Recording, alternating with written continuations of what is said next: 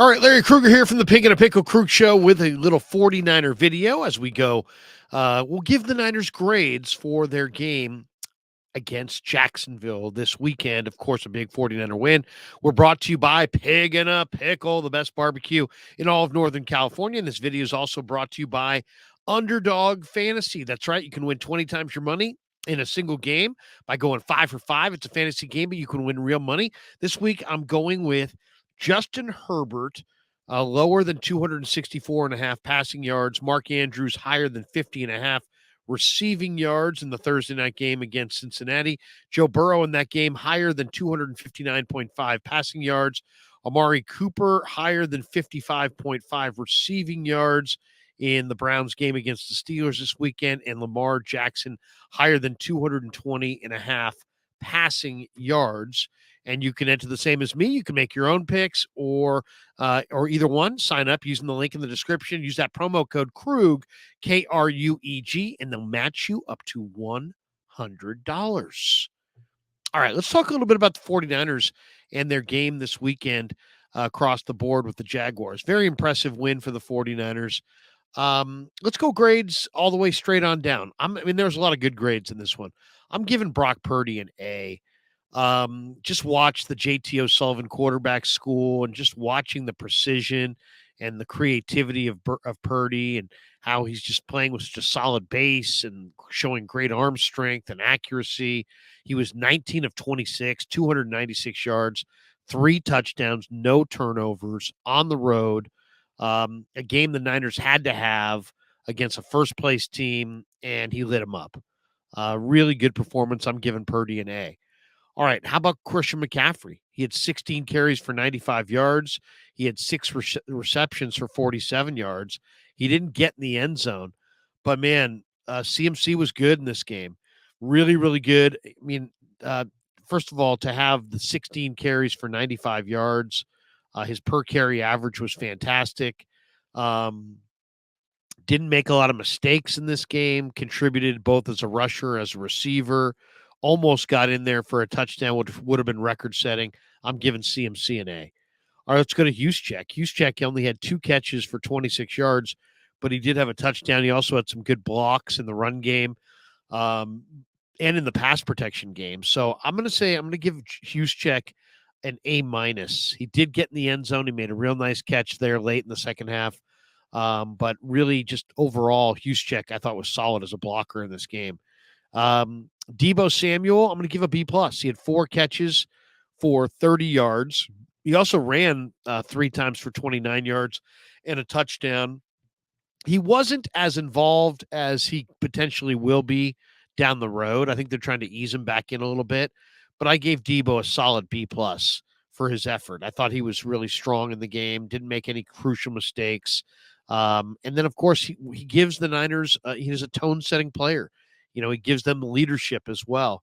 So I would say overall it was a B effort with the leadership. I'm going to give him a B+. Ayuk, I'm giving a B+ as well. He made Purdy look really good. He had 3 catches for 55 yards, including a couple fantastic catches. And I thought he really saved Purdy on that touchdown pass, the first one, where Ayuk kind of pushed off. If he hadn't pushed off, that might have been an interception. So he created a little space. The ball was lofted. He ripped it out of the air in the end zone for the touchdown. I gave Ayuk a solid B+. George Kittle had a big day, including maybe one of the biggest catches in that third quarter coming out of the locker room. Nice little wheel route against Devin Lloyd in man-to-man coverage. And he beat him and then walked into the end zone. 3 catches for 116 in the touchdown for Kittle. Kittle also had a couple really nice blocks in the run game. I gave Kittle an A for his performance. I thought he was really strong. I gave the 49er offensive line an A as well. When you look at the Jaguars have Trayvon Walker, Josh Allen, some pretty good tackles inside. The Niner O-line only allowed 2 sacks all day, 7 quarterback hits the entire day. And for the first time in a long time, they opened up big running lanes. And I thought Feliciano looked good at left guard, stepping in for Aaron Banks. Trent Williams had a couple of incredible plays. The one where he pulled around on the end around for Deebo, got out front, and basically the corner ran from him. I'll give the 49er offensive line an A. Why? Because the Niner running backs ran for almost 5 yards a carry, and Brock Purdy was kept upright most of the day, and it wasn't like he was running for his life. They did a nice job of creating some space for Brock, and overall, I thought the offensive line bounced back in a big way. Niner D-line, I'm giving an A as well. 5 sacks, 3 tackles for loss, 9 hits just from the defensive line on Trevor Lawrence. And they came off of blocks up front, and they clouded the rush game, and they made Etienne, um, you know, basically, they kept Etienne to, 3.9 a carry, which is basically his average for the year. Held Jacksonville to 3.5 yards per carry. This D line I thought really was strong. Kinlaw batted down a pass. You had Chase Young and Nick Bosa meeting at the quarterback. Bosa was exceptional against the run. Eric Armstead played with a ton of courage and emotion. I thought coming back from an injury and gutting it out. Javon Hargrave played his best game as a 49er, had 3 hits on the quarterback. So I'm giving that Niner D-line an A. Niner linebackers, I'm giving them an A-. Fred Warner had 7 tackles and a pick. Dre Greenlaw had 8 tackles. He had a tackle for a loss. These guys have played at an A level all year. I'm giving them an A- just simply because they've had other games where they were even more impactful. And overall, though, I could give them an A every week because that's how well they're playing. Niners safeties, Afonga had a real bounce back game. Talk about a guy who looked better coming out of the bye week.